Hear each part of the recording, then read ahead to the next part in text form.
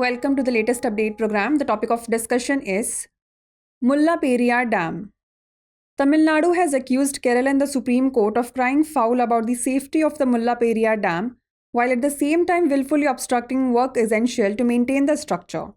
In 2021, the Kerala government had made a strong pitch in the Supreme Court to decommission the 126-year-old deteriorated dam operated by Tamil Nadu and build a new one. These options are not completely acceptable to Tamil Nadu, which wants to complete the remaining strengthening work and restore the level to 152 feet. The Supreme Court in 2022 ordered the reconstitution of the Mullaperiyar Dam's Supervisory Committee. The committee will include one technical expert each from Tamil Nadu and Kerala, the two states involved in the dispute concerning safety of the dam. The court has empowered the panel with functions and powers on par with that of the National Dam Safety Authority, that is NDSA. NDSA is a body envisaged under the Dam Safety Act 2021. The Mullaperiyar, a 126-year-old dam, is located on the confluence of the Mullayar and Periyar rivers in Kerala's Idukki district.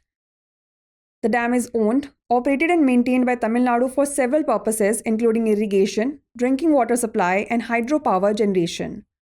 Periyar river originates from Sivagiri hills of Western Ghats in Tamil Nadu and flows through the Periyar National Park.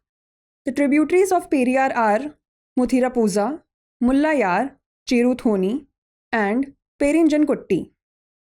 Now is the time to test your knowledge. The question is, which of the following is the tributary of the Periyar river?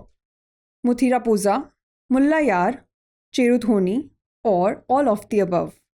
Send the answer to this question in the comment section. Thanks for watching. For more informative content, like, share and subscribe. And do not forget to press the bell icon to get the notifications.